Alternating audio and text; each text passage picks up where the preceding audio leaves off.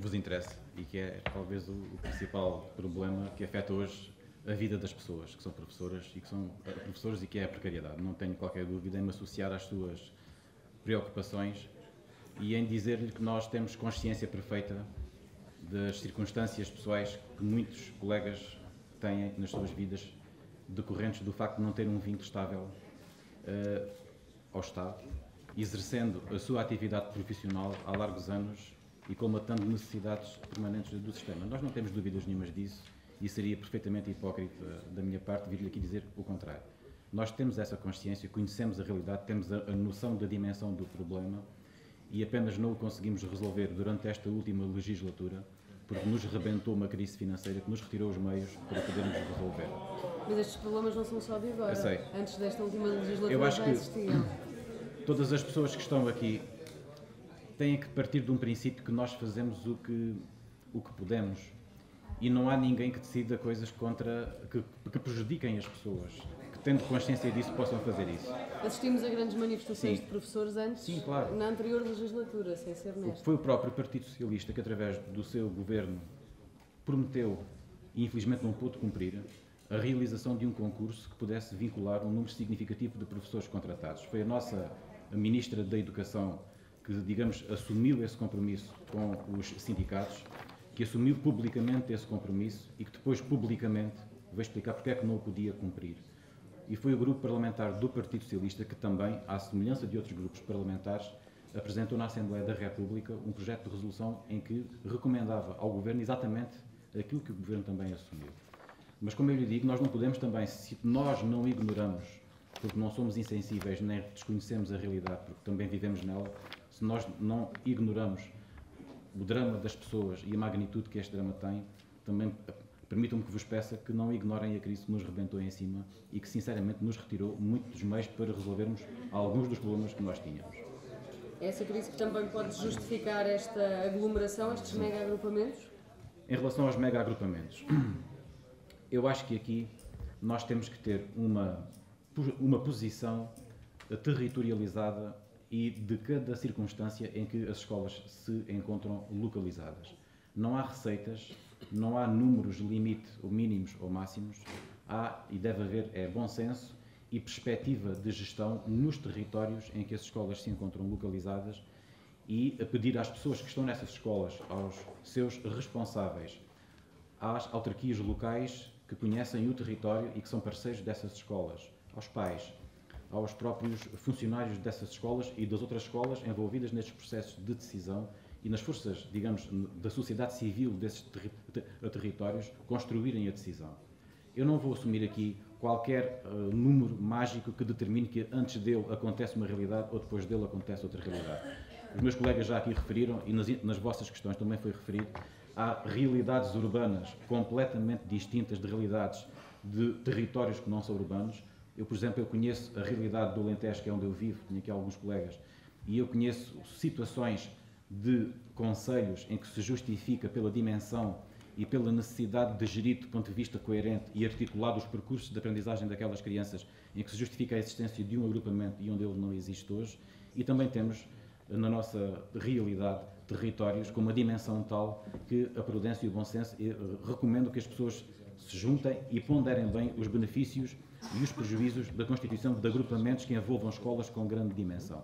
Eu acho que temos que estudar caso a caso e decidir sempre de acordo com aquilo que for o critério que deve aqui prevalecer e que é o interesse da qualidade das aprendizagens das pessoas que estão ali para aprender. Relativamente, permita-me aqui à questão dos cortes orçamentais, que são hoje um fator limitante do nosso, não direi do nosso pensamento, porque nós podemos dizer o que nós quisermos, mas certamente será da nossa ação no futuro, digamos, a breve prazo. Ninguém tem dúvidas disso. Nós podemos prometer tudo e mais alguma coisa, não o faremos, penso eu, nenhum de nós o fará, porque temos consciência que há hoje uma variável limitativa absolutamente, digamos, em cima de nós, que é o fator orçamental. Mas queria aqui chamar a vossa atenção para o seguinte: a magnitude dos cortes que estão inscritos e que vão ter que ser feitos ao nível orçamental nas diferentes áreas da nossa atividade, particularmente na educação. Se eu falar, por exemplo, de um corte de 400 milhões de euros no orçamento do Ministério da Educação, eu estou a falar de um corte na ordem dos 5% do orçamento do Ministério da Educação. que é relativamente equivalente ao corte que nós vamos ter, o nosso país, fazer, digamos, em todo o orçamento de Estado. Portanto, nós estamos a pedir mais à educação do que aquilo que pedimos a outras áreas da nossa vida. Mas temos aqui, talvez, pensar um bocadinho para a frente só dos números, e eu peço, digamos, que me acompanhem neste raciocínio.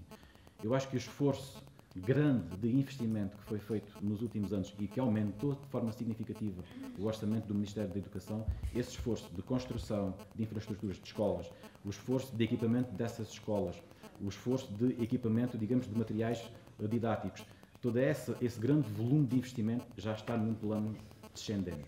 O que significa que nós, se formos criativos e se formos eficientes, poderemos eventualmente, com menos dinheiro, manter ou até elevar os resultados do nosso sistema educativo, porque o pico de investimento já passou.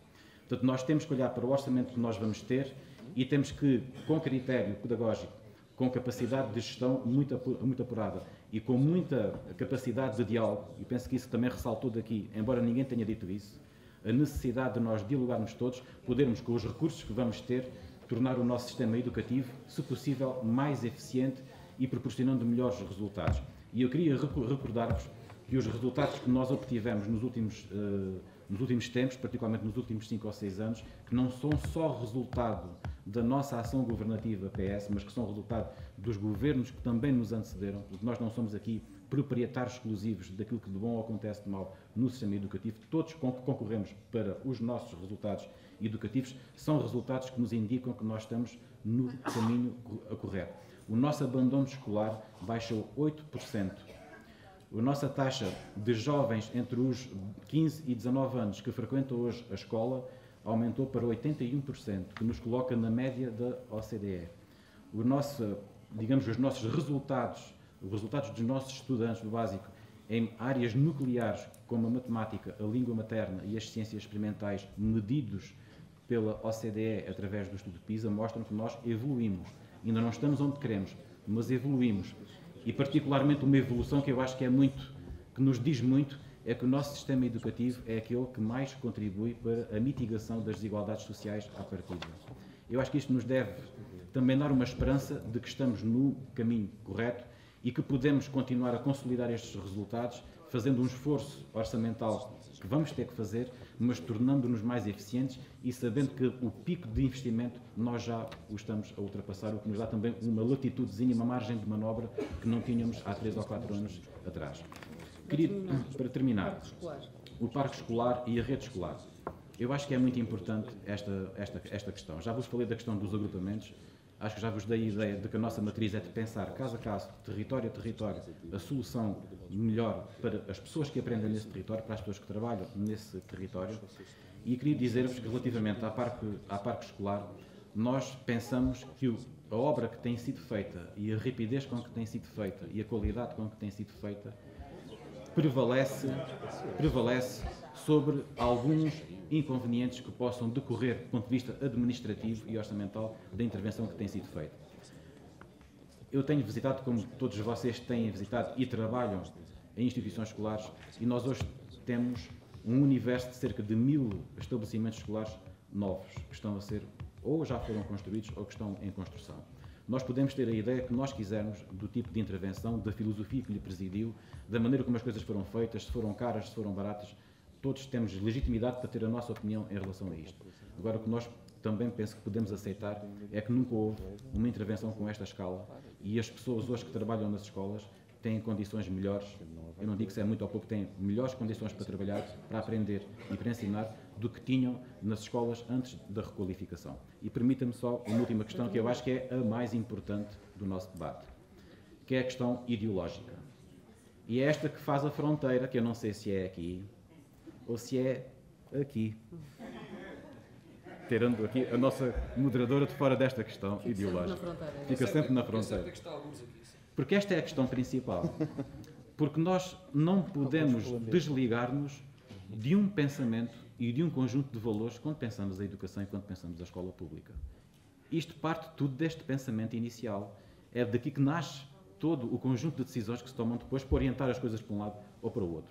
Eu trago a Constituição e vou recordar a Constituição. Artigo 75º. é que convém nós sabermos do que estamos a falar. É só para recordar, porque eu parto do pressuposto que toda a gente conhece o que está aqui, mas é só para nós nos localizarmos no sítio certo, porque é aqui que está a diferença e é aqui que se marca a linha que nos separa aqui, não tenham dúvidas absolutamente nenhuma. Número 1. O Estado criará uma rede de estabelecimentos públicos de ensino que cubra as necessidades de toda a população.